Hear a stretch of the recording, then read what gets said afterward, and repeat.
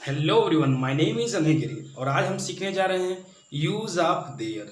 जी हाँ, देयर का प्रयोग आपने बहुत बार पढ़ा होगा और शायद जानते भी होंगे, लेकिन देयर के प्रयोग में कुछ ना कुछ डाउट आपके मन में जरूर होगा। जी हाँ, आज उस डाउट को हम निश्चित रूप से समाप्त कर देंगे। यदि पहले बार आप देयर का प्रयोग कर रहे हैं तो आप बहुत सही जगह पहुंच चुके हैं, जहां पर आपके सारे डाउट्स को हम आउट कर देंगे। यदि देर से संबंधित कोई भी डाउट्स है या आप देर के प्रयोग को पहली बार देख रहे हैं तो पूरा वीडियो देखें। निश्चित रूप से आप देर के प्रयोग को अच्छे से सीख पाएंगे और आज से आपको देर के प्रयोग में कोई भी समस्या नहीं होगी। यदि पहली बार वीडियो पर चैनल पर विजिट कर रहे हैं तो please subscribe my channel and don't forget to press the bell icon, ताकि हर वीडियो की नोटिफिकेशन मिले आपको सबसे पहले। वीडियो पसंद आए तो लाइक शेयर कमेंट भी करें, ग्रुप में भी शेयर करें, और ताकि मेरा भी मोटिवेशन बढ़ता रहे। यदि आप चाहते हैं मैं किसी विशेष टॉपिक पर आपके लिए वीडियो बनाऊं तो आप कमेंट के माध्यम से टॉपिक मुझे मेंशन कर सकते हैं, मुझे बता सकते हैं। तो चलिए शुरू करते हैं आज का session. Use of there. There का प्रयोग। देयर का प्रयोग एक बहुत ही खास यूज है। बहुत बार आपने देयर का प्रयोग पढ़ा भी होगा, देखा भी होगा। आज हम देयर से संबंधित सारे डाउट आपके आउट कर देंगे, कोई भी डाउट आपके मन में नहीं होगा। देयर को ऐसे देयर के प्रयोग में देयर को बोलते हैं इंट्रोडक्टरी सब्जेक्ट। यानी जब सेंटेंस में सब्जेक्ट के रूप में देयर का प्रयोग होता है, देयर को बोलते हैं इंट्रोडक्टरी सब्जेक्ट। इंग्लिश में यदि सब्जेक्ट कोई पूछे तो देयर ही बताया जाता है, लेकिन वास्तविक सब्जेक्ट देयर नहीं होता है और देयर के अनुसार सेंटेंस में वर्ब का भी प्रयोग नहीं होता है। वर्ब का प्रयोग किसके अनुसार होता है, इसके बारे में हम डिटेल में बात करते हैं। तो सबसे पहले जानते हैं देयर का प्रयोग करते कहाँ हैं। To show position and existence, यानी किसी वस्तु, जहां पर किसी वस्तु व्यक्ति का होना या ना होना पाया जाए, किसी के अस्तित्व और किसी की स्थिति को दर्शाने के लिए देयर का प्रयोग किया जाता है। जैसे मेरे गांव में एक तालाब है, यहाँ पर तालाब का होना दिखाया जा रहा है। मेरे स्कूल में 30 अध्यापक हैं, स्कूल में 30 अध्यापक का होना दिखाया जा रहा है।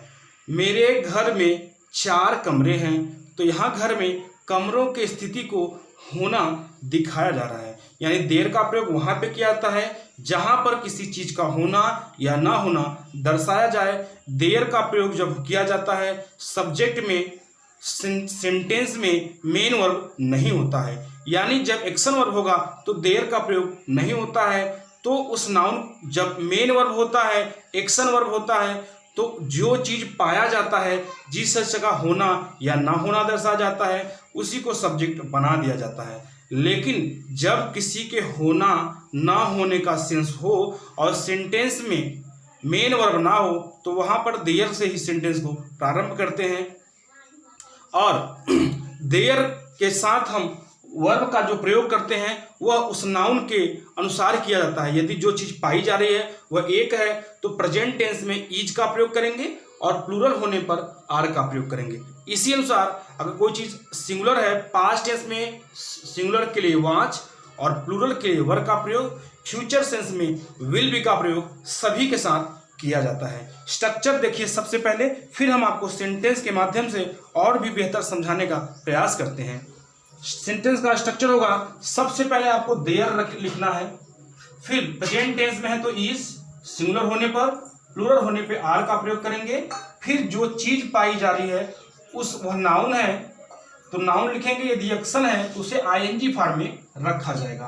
पास्ट सेंस में वाज और फ्यूचर सेंस में विल बी का प्रयोग किया जाता है। जैसे मेरे गांव में एक तालाब है, आप देख सकते हैं यहाँ पर गांव में तालाब का होना पाया जा रहा है, तालाब एक है और इस सेंटेंस में कोई भी एक्शन वर्ब नहीं है। तो सबसे पहले हमें देयर का प्रयोग करना होगा। There is a pond in my village.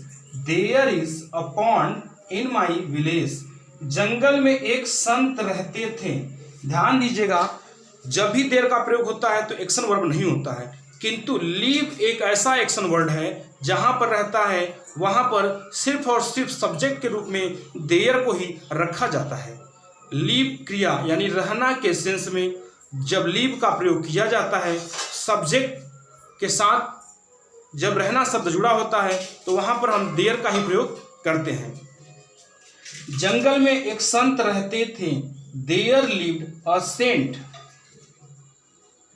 In the forest, there lived a saint in the forest. सबसे पहले इतना स्क्रीनशॉट लें, फिर मैं कुछ आगे के यूज रिटन वर्क के माध्यम से समझाता हूं। उम्मीद करता हूं चीजें आपको समझ में आ रही होंगी। कुछ और भी रिटन एग्जाम्पल के माध्यम से आपके डाउट को हम आउट करने का प्रयास करते हैं।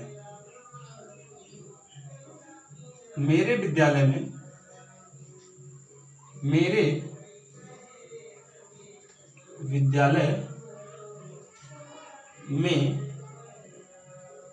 20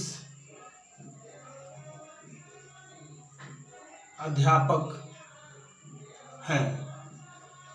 आप देख सकते हैं सेंटेंस में एक चीज आप ध्यान रखें कि जब भी देयर का प्रयोग किया जाता है तो देयर का जो सब्जेक्ट होता है, जो जिस चीज का होना या ना होना पाया जाता है, वह सदैव ही कॉमन नाउन होता है, प्रॉपर नाउन नहीं होता है, ना तो कोई प्रोनाउन होता है। यदि होना का सेंस हो और वहां पे प्रॉपर नाउन हो या प्रोनाउन हो तो देयर का प्रयोग कभी भी नहीं किया जाएगा। जैसे देखते हैं एग्जाम्पल के माध्यम से, मेरे विद्यालय में 20 अध्यापक हैं। यहाँ पर टीचर जो है, अध्यापक जो वर्ड है यह कॉमन नाउन है। यदि यहीं पर अगर मैं किसी प्रॉपर नाउन का प्रयोग कर दूं तो देयर का प्रयोग नहीं होगा। ये अध्यापक वर्ड कॉमन नाउन है, इसलिए यहाँ पर देयर का ही प्रयोग किया जाएगा। इस सेंटेंस का ट्रांसलेशन होगा, there are 20 teachers in my school. जैसे कहा जाए, मैदान में, घर में 2 लड़के हैं। तो घर में लड़कों का होना पाया जा रहा है, यहां पे लड़का वर्ड कॉमन नाउन है, इसलिए यहां पर देयर का ही प्रयोग किया जाएगा। सेंटेंस का ट्रांसलेशन होगा, there are 2 boys at home. अगर यहां पर लड़कों के स्थान पर किसी का नाम दे दिया जाए तो देयर का प्रयोग नहीं होगा। जैसे घर में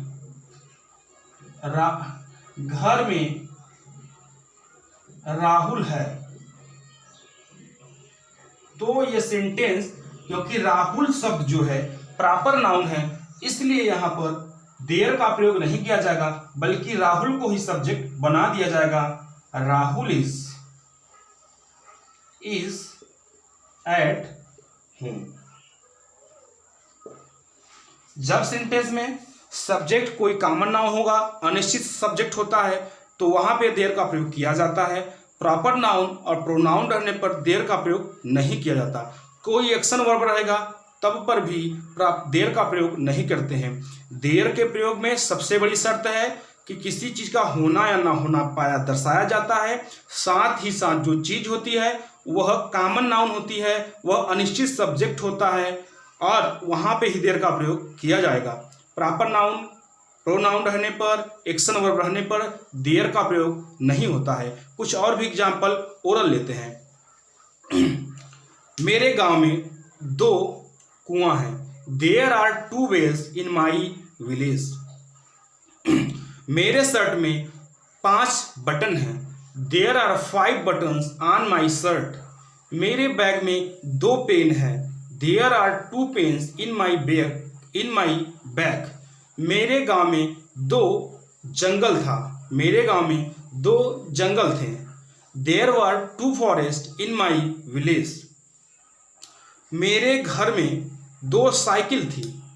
there were 2 cycles in my home. इसी तरह से फ्यूचर टेंस में अगर हम लें, कल सभा होगी, there will be a meeting tomorrow. इस तरह से आप देयर के प्रयोग में कोई भी डाउट नहीं होगा। उम्मीद करता हूँ ये वीडियो आपको पसंद आया होगा। यदि वीडियो पसंद आया तो please like, share and comment. पहली बार चैनल विजिट कर रहे हैं तो सब्सक्राइब करना ना भूलें और लाइक करें, हमारा मोटिवेशन बढ़ाएं। लाइक करने से होता तो कुछ नहीं, लेकिन हमारा मोटिवेशन बढ़ता है कि वीडियो आपको अच्छी लग रही है। और इसी तरह के अच्छे वीडियो, अच्छे टॉपिक पर वीडियो देखने के लिए, सारे अंग्रेजी के सारे कॉन्सेप्ट सीखने के लिए बने रहें मेरे चैनल पर। उम्मीद करता हूँ चीज़ें समझ में आई होंगी। आज के लिए बस इतना ही, मिलते हैं फिर अगले वीडियो में। तब तक के लिए धन्यवाद।